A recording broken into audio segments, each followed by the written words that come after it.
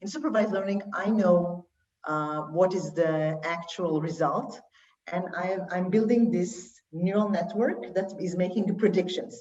So I can assess the performance of the neural network when I compare the predictions made by the neural network against what is the ground truth. And the ground, this is why it's supervised, because I know what to expect, and I can, in the training process of a neural network, you actually tune the parameters of the neural network, the weight, so that the next time it will perform better, so that next time the error will be reduced.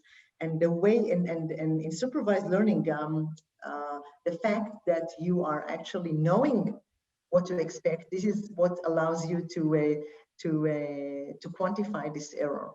Now, there is nothing wrong with black box solutions, and for example, when you want to I don't know, when you want to utilize AI for I don't know, like autonomous cars, or at least to have driver's assistance systems.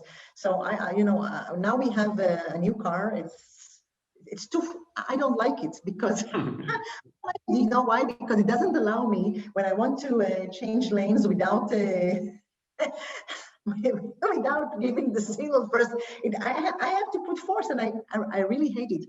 And so it's working well, because and I have no clue on why, what's the algorithm beneath it, but I know that a few weeks ago it actually stopped the car because it noticed a car that was going to cross the road without any notice, and it really saved my husband. So, and I don't care about the technology, it works well. So also in medicine, if you have a black box solution which really allows you to, let's say, to screen prostate cancer much quicker, it's great.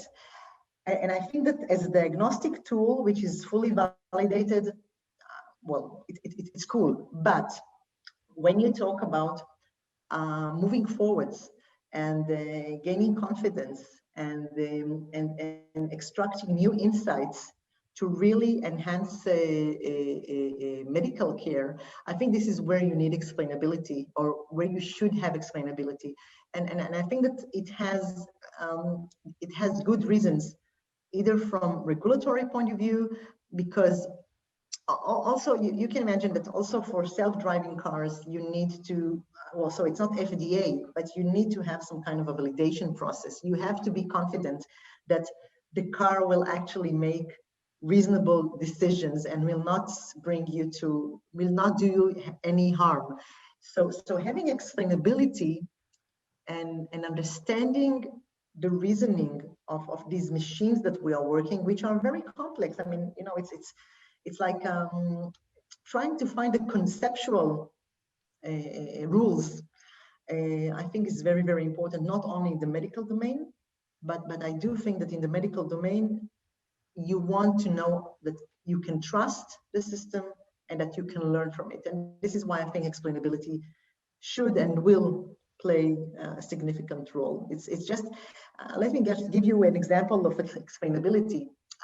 For example, you have a lot of algorithms to visualize what is happening in the neural network. Where in the neural network are the places that were important in making specific decisions? And then you can say, oh, okay, so this part of the image, these edges, these textures, so you can relate the decisions of the neural network to something which is tangible, and you can understand the connection. So maybe you will not go through the mathematics, which could be complex, and and maybe you have moments which are I don't know, of higher order, etc. But at least you will have some understanding of the concepts which led to specific decision.